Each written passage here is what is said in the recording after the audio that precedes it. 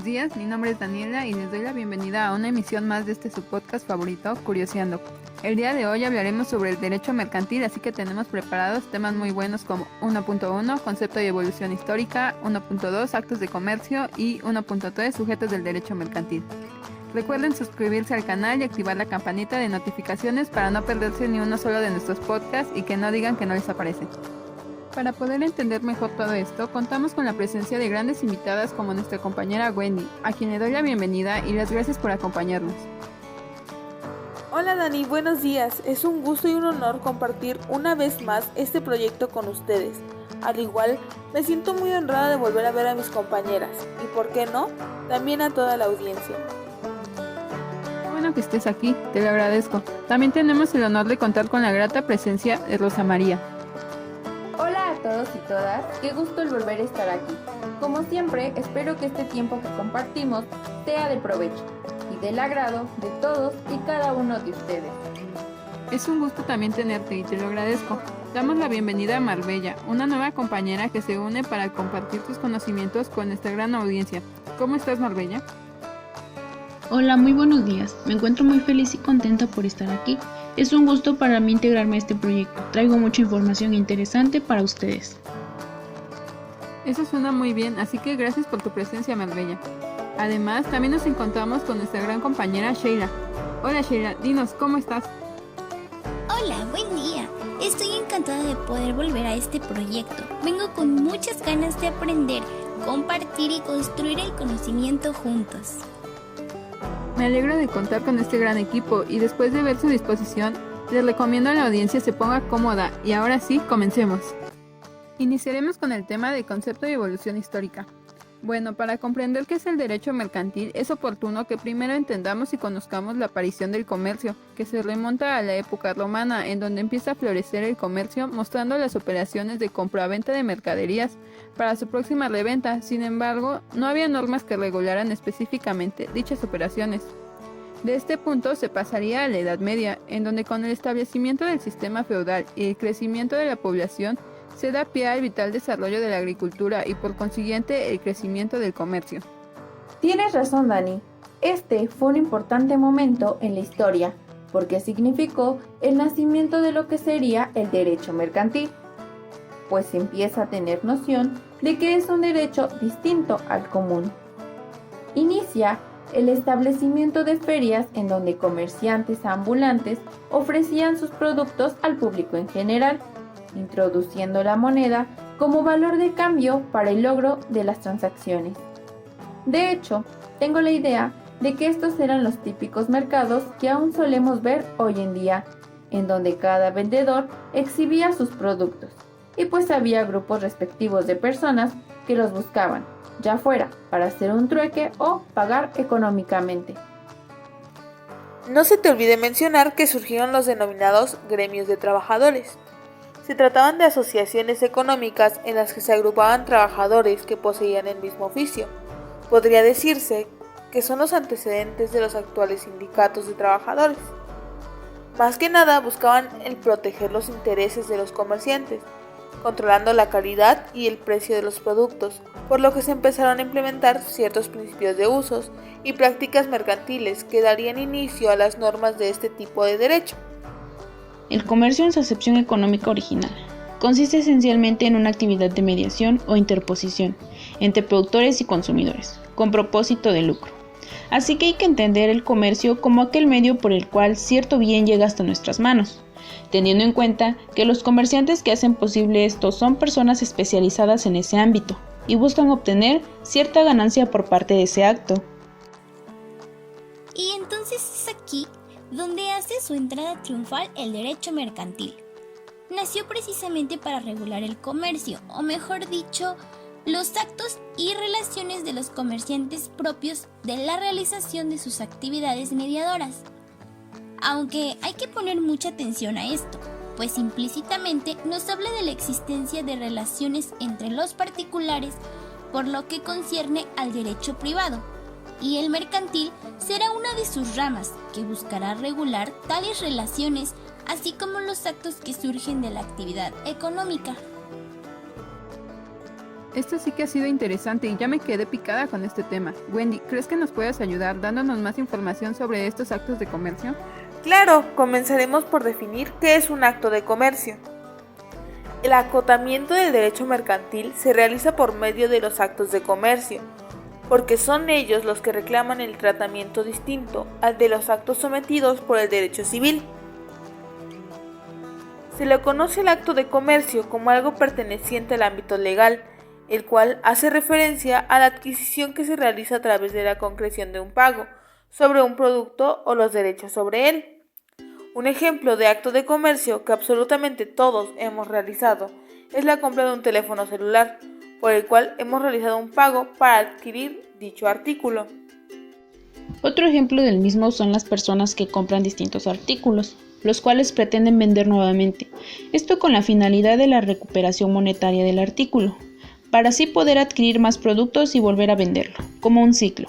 Sin embargo, se sabe que distintos autores no marcan ninguna definición de acto de comercio como absoluto, e incluso consideran inalcanzable esta definición, por lo que incluso el Código de Comercio decide enumerar distintos actos, los cuales se les otorga dicho carácter. Los actos comerciales solo se regirán por lo dispuesto en este código y las demás leyes mercantiles aplicables.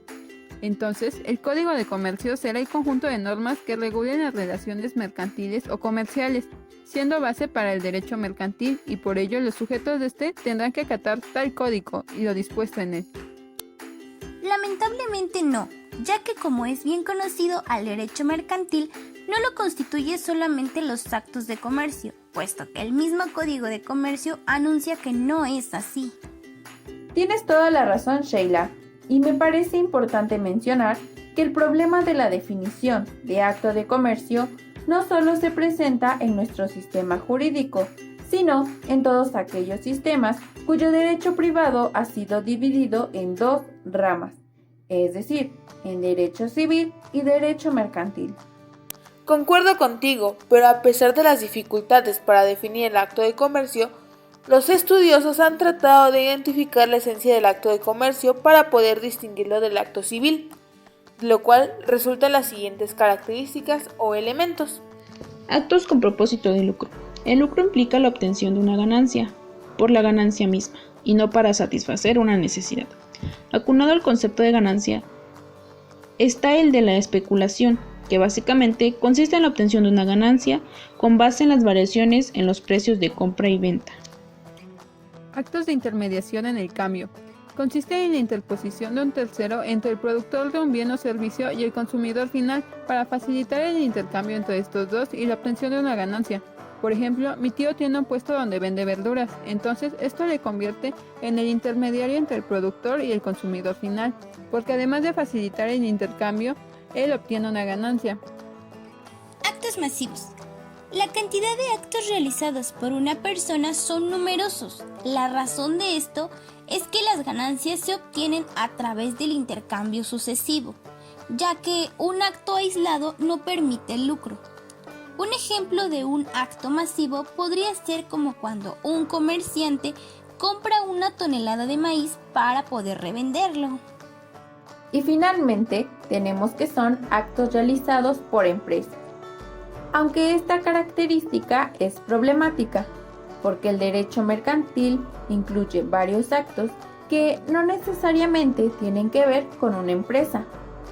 Como ejemplo de actos realizados por una empresa tenemos los actos inherentes a las empresas transportistas, de turismo, abastecimiento, suministros, de fábrica y manufactura, entre otros. Es importante mencionar que dichas características no han sido suficientes para distinguir a los actos de comercio. Por ello, la doctrina ha propuesto diversas clasificaciones de actos de comercio, entre las que encontramos actos absolutamente mercantiles, es decir, que siempre y necesariamente están regidos por el derecho mercantil. Por ejemplo, en la apertura de un crédito, como nos lo dice el artículo 291 de la Ley General de Títulos y Operaciones de Crédito. Este es un acto de naturaleza mercantil.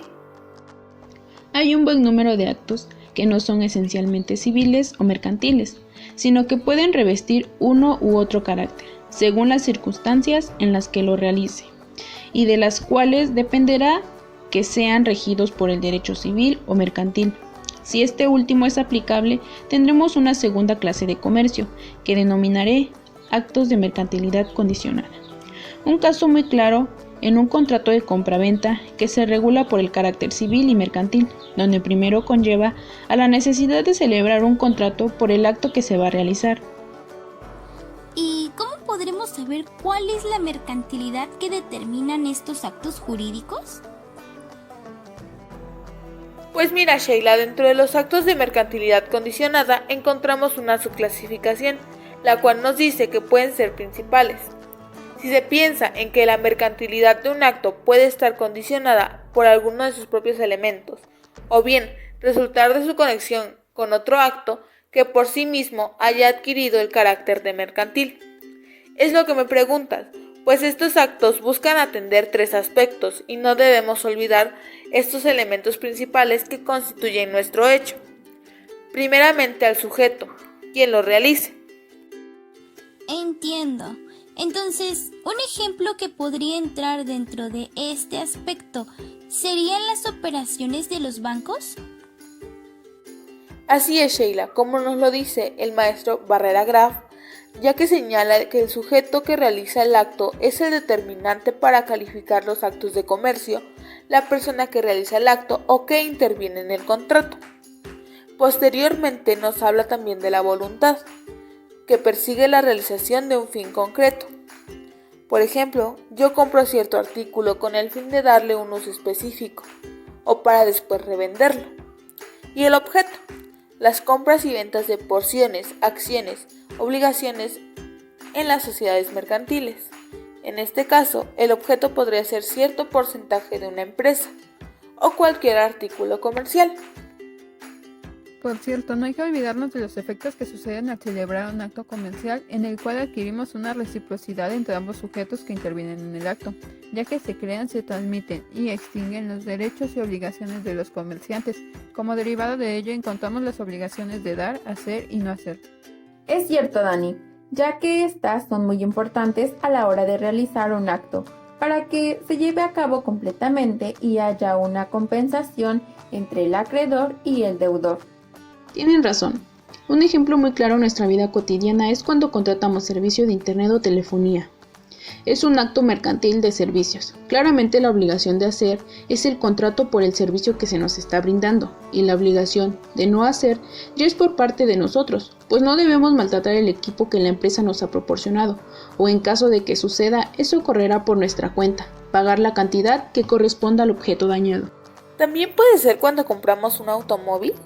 Así es, Wendy, pues esa es una obligación de dar, puesto que el acreedor nos dará el bien por el cual ya pagamos y especificamos en un contrato previamente realizado.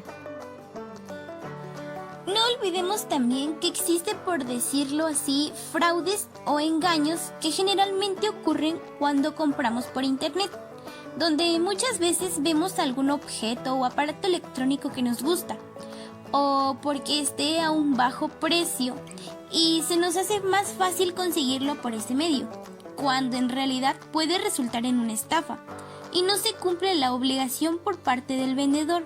Tal vez por parte del comprador sí, pues porque deposita el dinero antes de obtener su producto. Qué interesante, pero ¿y por qué no hablarle de los sujetos del derecho mercantil? Claro, para comenzar, el sujeto de la actividad mercantil lo es tanto el que ejecuta aisladamente actos de comercio como el que ejecuta estos mismos actos por razón de su profesión. Es decir, las personas llamadas sujetos del derecho mercantil pueden ser cualquiera que ejerza esta profesión, como por ejemplo, alguien que vende frutas en un mercado, una papelería, las personas que venden una miscelánea en la tiendita de la esquina, ya que son actividades que realizan habitualmente. Pero también hay algunos actos que cualquier persona normal, por decirlo de alguna forma, realiza, lo que los vuelve sujetos de derecho mercantil. Claro, Sheila, hacia eso iba. Resulta que hay veces en las que sin querer, por decirlo de alguna forma, llevamos a cabo una actividad que nos convierte en este tipo de sujetos.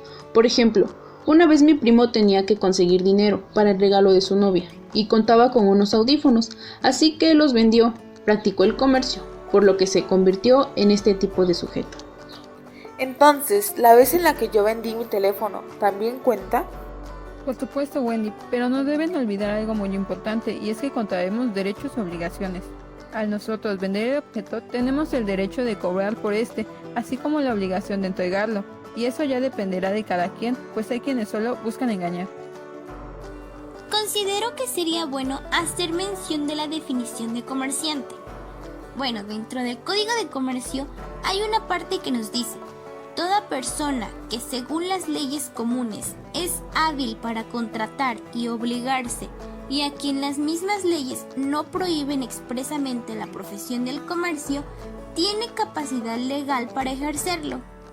Comerciantes podemos ser básicamente todos, pero hay algunas excepciones de las que hablaremos más adelante. El ejercicio de los actos mercantiles, o sea, el ejercicio del comercio, debe hacerse en nombre propio.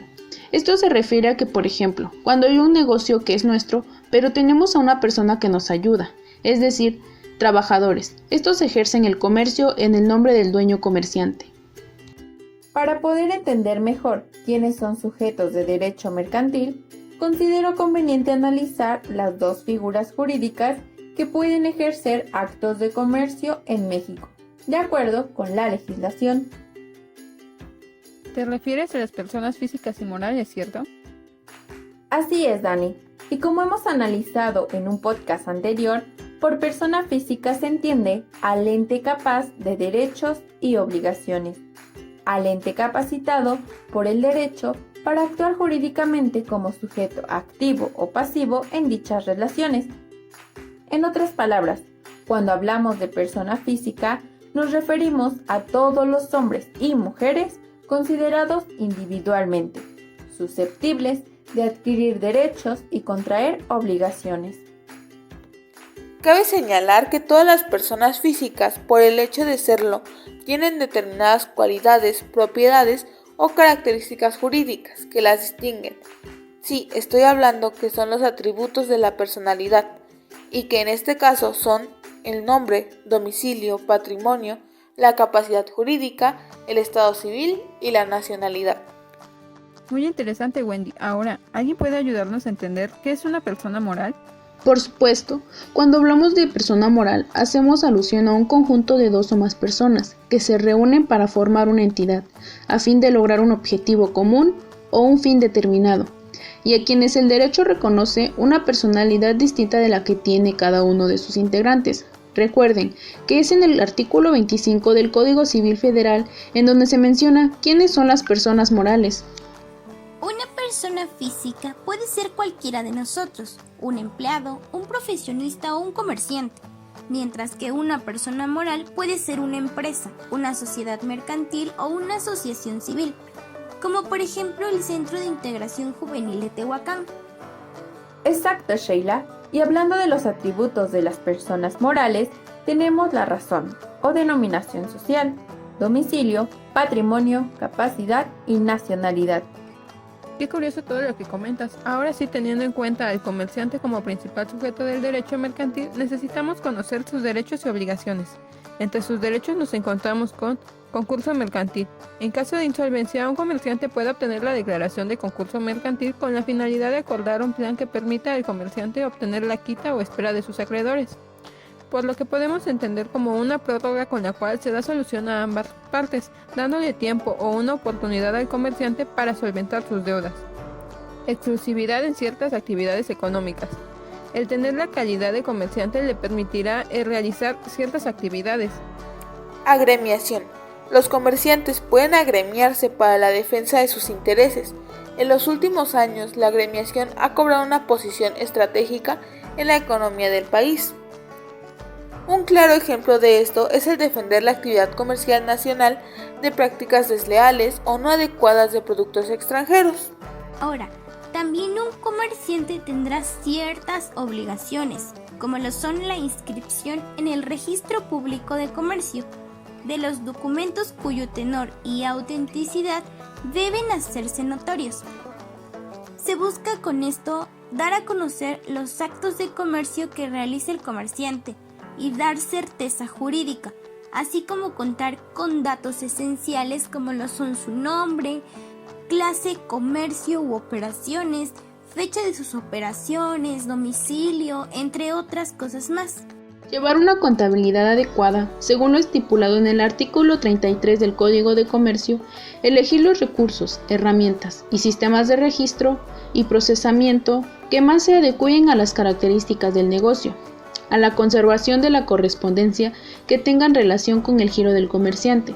Hace referencia a guardar por un plazo mínimo de 10 años aquellos documentos o formatos que se reciban y sean relevantes o mantengan relación con sus negocios. Esto con el fin de evitar conflictos con terceros en caso de malos entendidos. Competencia leal. Como su nombre lo dice, se refiere a que los comerciantes sean honestos y se abstengan de realizar actos que provoquen la competencia desleal. Inducir al error público sobre la naturaleza de los productos o servicios ofrecidos por el comerciante, o que creen confusión o desacrediten los productos o servicios de otros comerciantes. Un claro ejemplo de esto es cuando en algún local venden un producto por un precio menor al establecido. Esto con el fin de que tengan más ventas, pero esto le afecta a sus competidores, quienes sí tienen una competencia leal. Todos los comerciantes e industriales, sin excepción y obligatoriamente, deberán de registrar y actualizar anualmente cada uno de sus establecimientos en el Sistema de Información Empresarial Mexicano. Los comerciantes han de registrarse en el Sistema de Información Empresarial Mexicano, esto con el fin de reunir y administrar la información relevante de los mismos. Bueno, continuemos. Ya hemos hablado acerca de la capacidad, pero refrescaremos estos conceptos ahora en torno a la materia mercantil. Dentro de los atributos de las personas encontramos la capacidad, que es aquella con la que todos los seres humanos nacemos y que se va a perder solo con la muerte. Bueno, supuestamente. La capacidad jurídica de las personas físicas se adquiere por el nacimiento y se pierde por la muerte, pero desde el momento en que un individuo es concebido, entra bajo la protección de la ley y se le tiene por nacido para los efectos declarados en el presente código. Es chistoso cómo es que la ley expresa esto, mientras que en realidad es otra, debido a que cuando una persona muere, si es que en la vida contrajo deudas y por consiguiente obligaciones con el pago y llegara a morir, sus deudas no acabarían, sino que seguirán presentes y otras personas tendrán que pagar por ellas, de ahí los famosos avales. Excelente aportación. Deben tomar eso en cuenta. Dentro de la capacidad jurídica se dividirá en dos vertientes, la capacidad de goce y de ejercicio. La de goce es con la que nacemos todos y todas, y la cual es una aptitud para tener derechos y obligaciones, y la de ejercicio es aquella en la que el sujeto hace valer sus derechos y obligaciones en nombre propio. Bueno, haciendo un paréntesis, hay personas que no cuentan con esto. Conocí a una persona que tenía un hijo con una discapacidad y no se podía valer por sí mismo. Entonces sus padres básicamente se hicieron responsables de él toda su vida, aun cuando ya era un adulto. En efecto, así es, y a eso se le denomina incapacidad de ejercicio, que puede ser, como bien ya lo dijiste, por causas naturales, como enfermedades, o bien la legal prevista. Y esto hace referencia a que todos los que son capaces de obligar pueden, por lo tanto y por lo general, ejercer el comercio. No podrán ejercerlo los incapaces. Bien, pero aquí les traigo algo súper interesante. La regla de la capacidad para comerciar, de que estamos ocupándonos, salvo las excepciones indicadas, siendo una consecuencia de la capacidad para contratar, debe examinarse en cuanto se refiere a los menores y a la mujer casada, para cuyas personas la ley mercantil dicta especialmente reglas particulares. Se dice básicamente que hay excepciones para comerciar para los menores de edad y las mujeres casadas. Ojo aquí, las mujeres casadas. Bueno, en cuanto al menor, esto con estas dos condiciones que se reúnan. 1. Que el menor sea emancipado. Y 2. Que esté autorizado para el ejercicio del comercio por su padre o tutor. ¿Qué opinan de esto, chicas? Yo en lo personal creo que en lo que respecta a los niños es bastante entendible, pues puede llegar a ser hasta un abuso cuando los niños tienen la única obligación de estudiar y tener una infancia feliz. Sin embargo, la realidad es otra y todos lo sabemos. Esto no sucede. Los niños salen y ejercen estos actos en nombre de otros. Sin embargo, con las mujeres es algo que me parece totalmente descabellado, ya que, por ejemplo, aquí en México, muchas mujeres que se quedan solas con una familia han tenido que mantener a esta misma, y lo han hecho mediante actos de comercio. Solo imaginen que esto dependiera del permiso de terceros. Es una total injusticia y falta de equidad de género.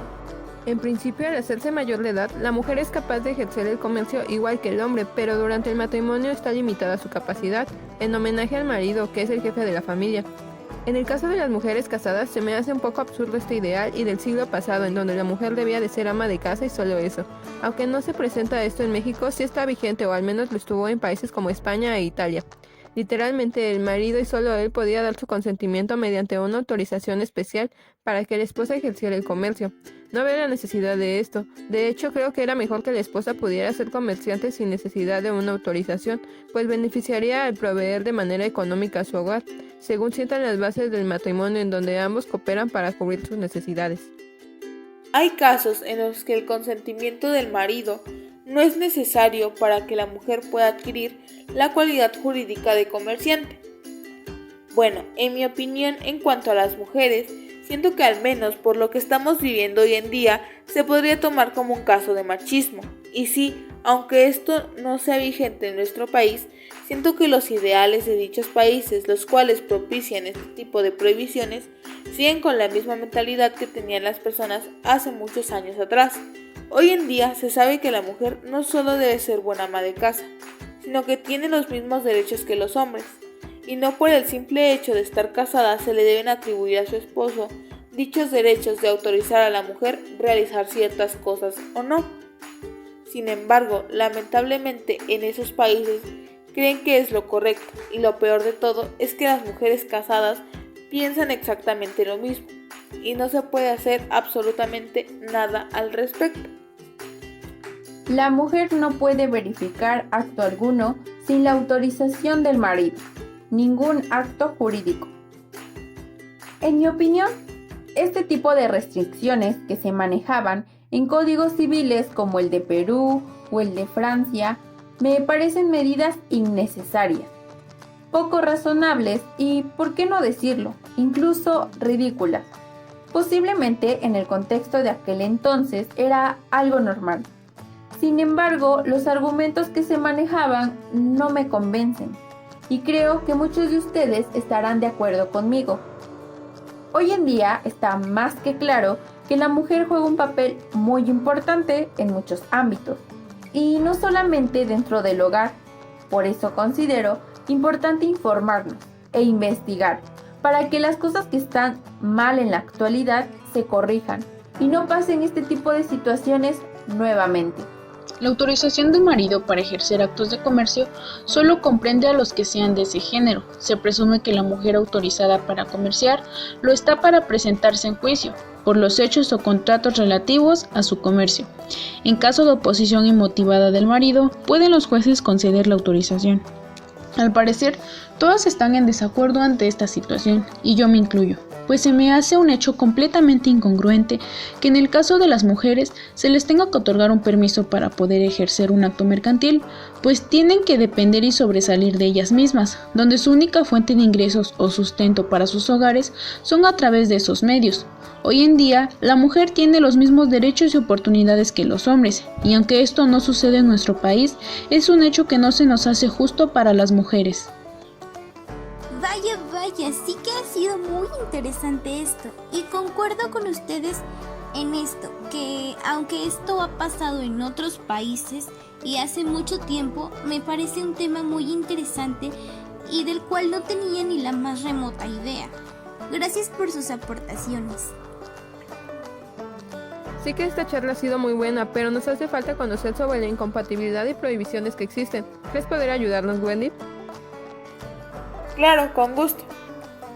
Toda persona que según las leyes comunes es hábil para contratar y obligarse a quienes las mismas leyes no prohíben expresamente la profesión del comercio, tiene la capacidad legal para ejercerla. En el artículo 5 de la Constitución Política de los Estados Unidos Mexicanos se establece que cualquier persona puede ejercer esta profesión, siempre y cuando no exista una ley que lo prohíba expresamente. Pero, ¿cuáles son estas personas a las que se les prohíbe esta profesión? Bueno, comenzaremos por los menores de edad, que no estén emancipados, ya que ellos siguen sujetos a una patria potestad. Así es, Wendy, ya que ellos no cuentan con la capacidad de ejercicio. Sin embargo, hoy en día es muy común ver a jóvenes menores de edad ejerciendo dicha profesión, debido a que son contratados por los dueños de los comercios. Esto con la finalidad de satisfacer sus necesidades. Otras personas, las cuales no pueden ejercer esta profesión, son aquellas que padecen de una enfermedad que los afecta, física o psicológicamente. ¿Cuál sería un ejemplo de esto?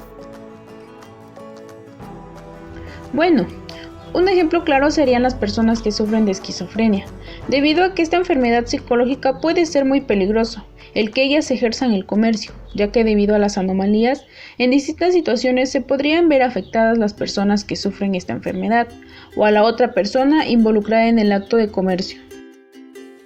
Y en cuanto a las prohibiciones, se podría decir que se considera entonces a la persona física o moral que teniendo la capacidad para ser comerciante, tiene una prohibición para ejercer el comercio.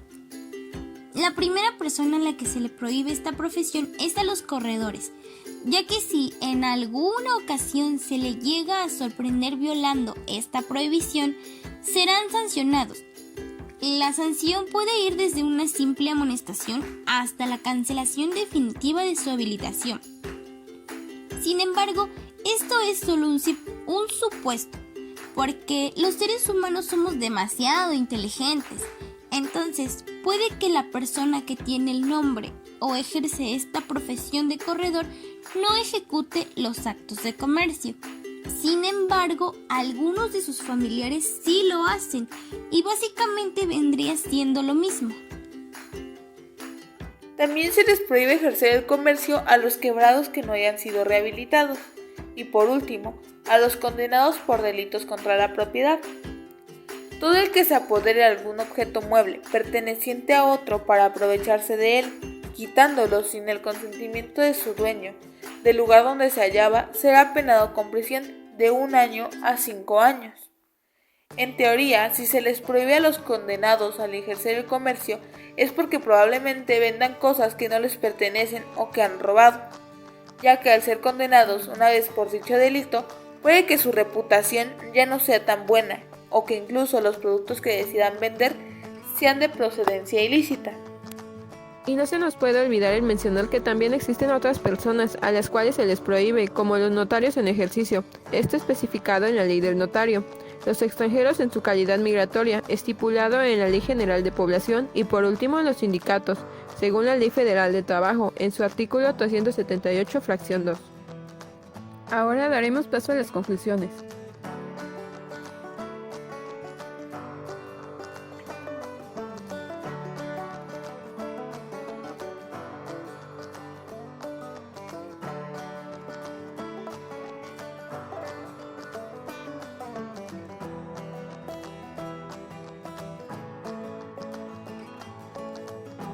Después de haber realizado este podcast, la verdad es que tengo que decir que me ha servido mucho para entender las bases y empezarme a introducir en lo que es el derecho mercantil, el cual estoy segura es muy importante en general, pero aún más para nosotros como estudiantes de la carrera de contador público, porque en su momento nos desempeñaremos llevando la contabilidad de personas quienes se dediquen al comercio o establezcan relaciones de este tipo, así que tendremos que apoyarnos de esta rama del derecho privado, por lo cual es mejor ir aprendiendo sobre él ahora. Al ir leyendo sobre el derecho mercantil, me llamó la atención cómo es que el derecho se acopla a las necesidades del hombre y sus cambios en la sociedad, porque en un principio pues no existía como tal el derecho mercantil, ni una noción de que se necesitara. Pero poco a poco el hombre desarrolla el comercio y por consecuente se da cuenta de que necesita algo que lo regule, así que empiezan los planteamientos del mismo. También me gustó el aprender sobre los tipos de sociedades que se pueden crear, porque bueno, por mi parte no conocía mucho sobre ellas, además de que con los ejemplos mostrados de cierta manera como que pude identificar sus características y pensar más en las razones de las por qué sus accionistas decidieron este tipo de sociedad de otras, ya que es algo de pensarse, pues el estar involucrado en cada una de las sociedades te dota de ciertos derechos y obligaciones, las cuales se afrontarán durante la marcha de la sociedad y la permanencia de los socios. A mi parecer, la sociedad anónima es como la que podría responder mejor, y creo que por ello se forman muchas, debido a que la responsabilidad es proporcional a lo que se aporta, así que para quienes participan les da seguridad. Algo que va de la mano con lo visto en esta unidad y me llamó mucho la atención era lo de las personas físicas y morales, porque bueno, desde el semestre anterior habíamos visto y había quedado muy en claro que la mayor diferencia entre estas dos era que la primera pues específicamente era una persona normal y común, como cada uno de nosotros, mientras que la segunda se trataba de la unión de dos o más personas que buscaban un fin específico y por lo mismo creaban una sociedad. Ahora bien, mientras que estuvo Enrique Peña Nieto como presidente, se estipuló que una sociedad por acciones simplificadas es aquella en la que hay uno o más accionistas. Esto me hace pensar en qué debieron de haber tenido en mente todas aquellas personas que tuvieron que ver con esto. ¿Acaso no conocían lo básico del derecho? Y si lo conocían, ¿por qué ignorarlo? Ignorar años de conocimiento de grandes escritores y expertos en la materia, ignorar fuentes de derecho, y mucho peor, que el propio presidente lo aceptó. Viendo este panorama, literalmente no entiendo a dónde vamos a parar. El día de mañana no habrán valido todos esos conocimientos, porque cualquiera tendrá y concebirá las cosas como se les plazca. Tengo que decir que la realización de este podcast es una gran herramienta de aprendizaje porque sirve mucho para desarrollar cierto tema y consigo dar nuestras percepciones para compartir con nuestros compañeros y ver los distintos puntos de vista, creando la oportunidad de debatir un poco o simplemente crear conocimiento nuevo. Ya extrañaba el compartir con mis compañeras, así que estamos de vuelta con muchas ganas de aprender y prepararnos más para formarnos como profesionales. Ha llegado el momento de compartir con todos ustedes mis aprendizajes, reflexiones y experiencias adquiridas con la realización del presente podcast. Pero antes de continuar, me gustaría agradecer a toda la audiencia por regalarnos unos minutos de su tiempo y también a este maravilloso equipo que hizo posible la realización de esta emisión. Bueno, a estas alturas del programa estoy segura de que todos ustedes están igual de emocionados que yo por todos los nuevos conocimientos adquiridos. Y si no es así, déjenme decirles que los temas que hoy tratamos están estrechamente relacionados con la realidad en la que vivimos. Pues díganme, ¿quién no ha comprado un celular? ¿O conoce a una persona que se dedique a la compra y venta de productos para después revenderlos? Créanme cuando les digo que absolutamente todos en algún momento de nuestra vida hemos hecho algún acto de comercio. Y hablando de los actos de comercio, me pareció interesante saber que a diferencia de lo que yo pensaba, el derecho mercantil y los actos de comercio no surgieron simultáneamente, pues como se planteó anteriormente, a partir de la noción que se tuvo de que este tipo de actos requerían de un tratamiento distinto al civil, fue que surgió el derecho mercantil. Ahora bien, como nos pudimos dar cuenta, para poder entender la definición de derecho mercantil, fue necesario, en primer lugar, detenernos a analizar la historia y evolución del concepto, desde la antigüedad hasta lo que hoy conocemos. Sin lugar a dudas, un tema sobre el que vale la pena investigar un poco más. Ahora bien, otra de las cosas que llamó mi atención fue el hecho de que algunos autores consideraran prácticamente imposible establecer una sola definición para el concepto de acto de comercio, y nosotros ya vimos por qué. Asimismo, es curioso saber que este problema no solo lo tiene nuestro sistema jurídico, sino también aquellos en donde el derecho privado ha sido dividido en civil y mercantil. Muy interesante, ¿cierto? Pasando a otro punto, ¿Se dieron cuenta que volvimos a hablar sobre las personas físicas y las personas morales? Si fue así, qué bueno, porque eso significa que pusieron atención en nuestro podcast anterior. Pero como pudieron escuchar, esta vez introdujeron conceptos como el de comerciante, que tal vez hayan podido escuchar antes. Sin embargo, en esta ocasión pudimos ampliar más nuestro conocimiento al respecto. Por su parte, una de las cosas que más me agradó de este podcast fue el poder escuchar la opinión de cada una de mis compañeras respecto a la pregunta que planteó Sheila sobre la capacidad para poder ejercer el comercio de las mujeres casadas. Y por supuesto que también nos gustaría saber la opinión de ustedes, así que siéntanse libres de dejar aquí sus comentarios. Tengo que reconocer que los temas abordados en esta unidad, junto con las aportaciones personales de cada una de mis compañeras, me permitieron reflexionar sobre lo importante que tiene aprender y sobre todo compartir estos conocimientos. Porque, por ejemplo, toda mi familia paterna se dedica al comercio y muchos de ellos solo realizan esta actividad por necesidad y nunca se han dado la oportunidad de aprender más allá o de conocer todo lo que implica. Y lo poco o mucho que saben lo han aprendido en la práctica. Es por ello que una vez más reafirmo mi deseo de poder contribuir con lo que esté a mi alcance, para que por lo menos las personas que me rodeen se interesen más en aprender algo nuevo. Finalmente, puedo afirmar que uno de los aspectos que me permitió comprender y asimilar de forma más eficiente los nuevos conocimientos fue precisamente todo este proceso que implicó la obtención del podcast. En mi opinión, el trabajar en equipo nos dio la oportunidad perfecta a todos los integrantes de desarrollar y fortalecer aún más nuestras capacidades y habilidades.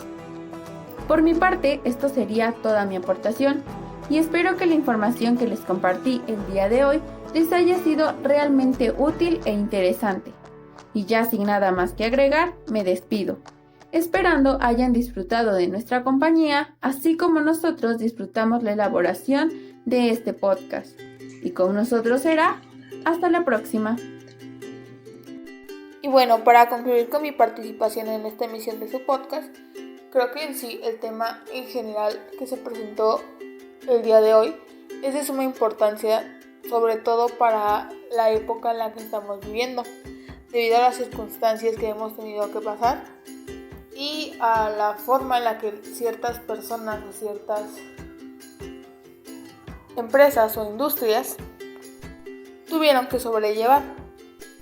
Por ejemplo, en el caso del subtema 1, tal vez para muchas personas era como innecesario contar la historia o la evolución del término que se presenta en ese tema, debido al cómo recibieron la información o la ideología que tenían. Porque probablemente muchos pensarán, ¿de qué me sirve saber cómo ha evolucionado el término si lo importante es el término que está manejando en la actualidad? Porque es lo que nos importa, o sea, es lo que está pasando. Pero no, sin darnos cuenta, al nosotros presentar este subtema, pudimos notar todos los cambios que ha sufrido dicho término, desde, el principio cuando se decidió crear en sí el concepto, hasta verlo desde un punto más a fondo. Por ejemplo, no es lo mismo, no son las mismas necesidades o no son las mismas circunstancias que estamos viviendo ahorita a las que se vivieron en ese momento cuando se decidió crear el concepto. Porque actualmente el derecho mercantil es de las ramas de derecho que más personas o más ciudadanos deberían conocer, por lo mismo del trabajo que ellos tienen o de la forma en la que ellos realizan un acto de comercio. Lo que nos lleva al segundo subtema, que son los actos de comercio. Bueno, como ya lo mencioné y lo vuelvo a hacer en esta ocasión,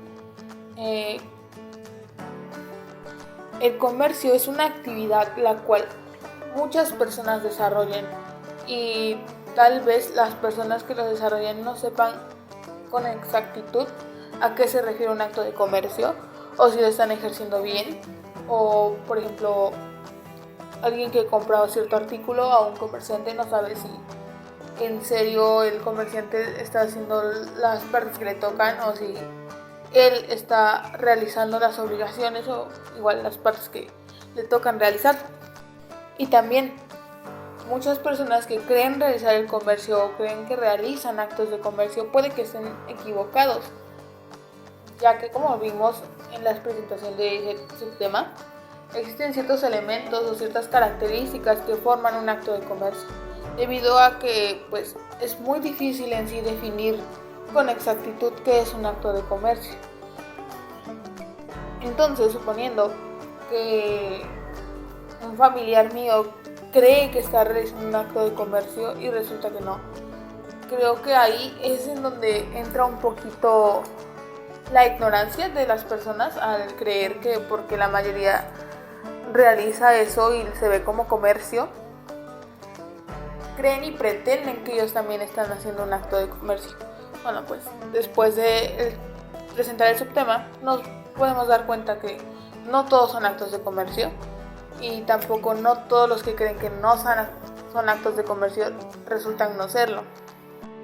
Y bueno, en cuanto al tercer subtema, que creo que fue mi favorito, en la capacidad y las prohibiciones que tienen ciertos. Seamos sinceros, es algo que obviamente infinidad de personas en todo el país o incluso no sé, probablemente hasta en otros países no toman en cuenta debido a que lo importante para, no sé, los dueños de cierto lugar que ejerce el comercio, lo importante es ganar, sin importar si contratan a menores de edad o si contratan a personas incapaces, que así la ley lo estipula para ejercer el comercio. Lo que nos lleva a dar un ejemplo. Actualmente en la ciudad en donde yo resido existen muchísimos niños, demasiados niños. O sea, es muy común ver a niños vendiendo ciertas cosas, ejerciendo actos de comercio cuando pues en sí ellos no pueden. O sea, la ley estipula expresamente que no pueden ejercer el comercio los menores de edad. Sin embargo, ellos lo hacen. Pero igual, tal vez lo hacen por necesidad o para ayudar a sus padres hasta cierto punto. Y en cuanto a la capacidad, como bien se menciona cuando se presentó ese subtema, a las mujeres que son casadas no se les prohíbe ejercer el comercio. Sin embargo, sabemos que la situación en cuanto a las mujeres casadas pues no es como se estipula en la ley. O sea, existen personas a las que, por ejemplo en este caso a las mujeres, sus maridos sí les tienen que dar permiso para ejercer cierta actividad, no solo el comercio. Cosa que pues en la ley marca que no debe ser así, porque la mujer tiene los mismos derechos que el hombre.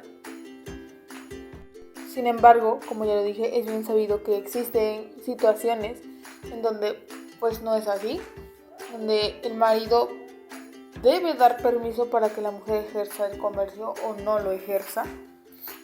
Y en ese caso, como lo dije cuando mi compañera Sheila preguntó qué opinábamos al respecto, creo que es por el tipo de ideal o la mentalidad que manejan ciertas parejas, o no solo las parejas, hasta los padres de las personas casadas.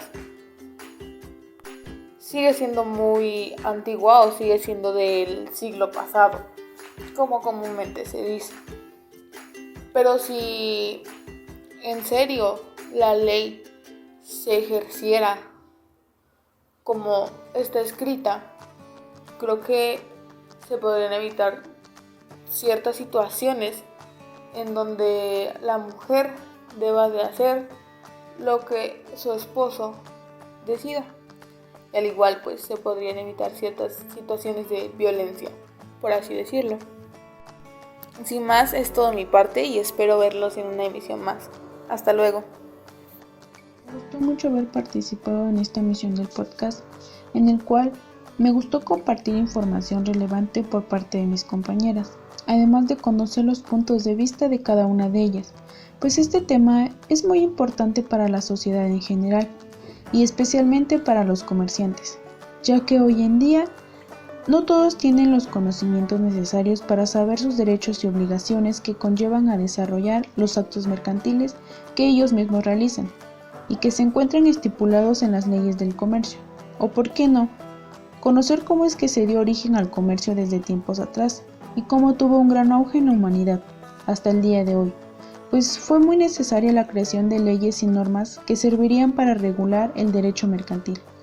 Hoy he adquirido un conocimiento más amplio con este contenido, pues en cierta forma había varias cosas que no sabía tan a fondo y que mucho menos tomaba en cuenta en los diferentes actos mercantiles que se presentan en mi vida cotidiana y que es muy necesario conocerlos porque siempre están presentes y serán muy necesarios para el crecimiento económico del país, pues su principal objetivo del derecho mercantil es asegurar y garantizar el desarrollo de las actividades comerciales de todo tipo y puedan permanecer dentro de un marco de estabilidad y seguridad en los que involucran cada acto. Y es que es así, pues para que las empresas y sociedades mercantiles puedan ejercer de forma más segura sus actividades, tienden a visualizar hacia un enfoque más político y legislativo, que regulen sus derechos y obligaciones, no olvidando que también hay varios tipos de sociedades, por supuesto, cada una con casos diferentes, pues para cada persona su punto de vista le puede resultar muy beneficioso, pero hay a quienes no les convenga optar por esa opción.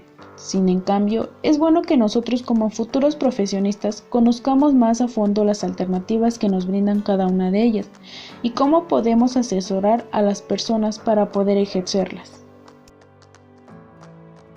Para terminar este video, tenemos que recapitular todo lo que nos ha dejado. Por mi parte, puedo decir que este tipo de videos me expanden el panorama y me hacen pensar en muchas cosas que son tan cotidianas y que vivimos en el día a día. El derecho mercantil es una rama del derecho privado. Como tal, no podemos definirlo si los propios autores que han sido precursores del estudio no lo han hecho al 100%. Pero para mí es aquel que se encarga de regular los actos de comercio y que todos los días vemos cuando realizamos acciones cotidianas y necesarias. Por ejemplo, ir a comprar lo necesario para el desayuno, comida o cena. Estos mismos actos se han realizado desde siempre, y ubicándonos en el tiempo, en la Edad Media es cuando surge este reconocimiento. Ahora bien, estos actos de comercio que el derecho mercantil regula será un intercambio de un bien y una cantidad de dinero, o en su caso, de un mismo producto, como el trueque que se vio hace muchos años. Y para estos actos existe un conjunto de reglas que van a conformarla, y estas se encuentran dentro del Código de Comercio. Todo esto suena muy sencillo de comprender y de poder llevarse en la mente. Sin embargo, hay personas que ejecutan estas actividades, comerciantes, y no tienen la más remota idea. Dentro de estos actos hay con diversas finalidades. La más común es obtener ganancias, pero particularmente no identificaba tanto las de intermediación, por el nombre. Claro que es súper común, por ejemplo, con las fábricas que elaboran productos y los mandan a un mini super. Sucede lo mismo con las farmacias, con algo más común, una tiendita de la esquina, etc. En realidad hay un montón de actos de mercantiles, que sería una larga lista para enumerarlos, pero lo que puedo concluir es que están habitualmente en nuestra vida y sociedad. En estos encontramos una reciprocidad.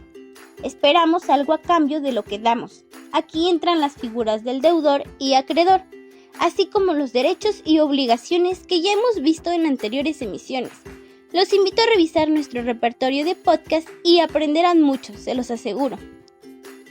Continuando, en lo que respecta a los sujetos de derecho mercantil, es importante que sepamos que todos llegamos a ser sujetos del derecho mercantil. Apuesto que no lo sabían, ¿verdad? La diferencia es que hay personas que hacen de esto su profesión y lo hacen para obtener ganancias que les permita subsistir, y otros que lo hacemos raramente. Ahora bien, algo muy importante para mí fue lo de los derechos y obligaciones de los comerciantes.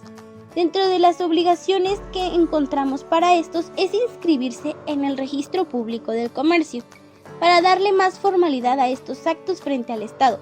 Por supuesto, esto va hacia los que lo ejercen como profesión. Asimismo, llevar una contabilidad. Y es aquí donde este tema me resulta más interesante, pues como estudiante de contaduría pública y cuando egrese puedo enfrentarme a llevar este tipo de contabilidades. ¿Y cómo voy a poder hacerlo sin estos conocimientos que son las bases? Imagino que cuando un cliente llegue, vendrá en cero conocimientos y me siento con la responsabilidad de compartir esto que he aprendido, pero de la manera que lo es, siendo realistas, porque básicamente la teoría es teoría y nada más. Y aunque sí hay cosas importantes que fueron muy bien pensadas y elaboradas, llegan personas que se ponen al frente del poder, o mejor dicho, que la misma sociedad pone ahí y crean un caos. Destruyen años de investigación, de esmero y de realidad social. Me parece bastante preocupante todo esto. La ignorancia hacia estos temas ocupa un lugar muy grande, y esto me parece más triste aún, porque esto quiere decir que como ciudadanos no somos responsables. Considero que muchos tienen la creencia de que solo las personas que estudian van a conocer de esto, porque solo ellos lo necesitan. Pero no es así, claramente lo observamos aquí, puesto que todos tenemos una persona cercana, un familiar o incluso nosotros mismos que se relacionan con el derecho mercantil y todo lo que implica.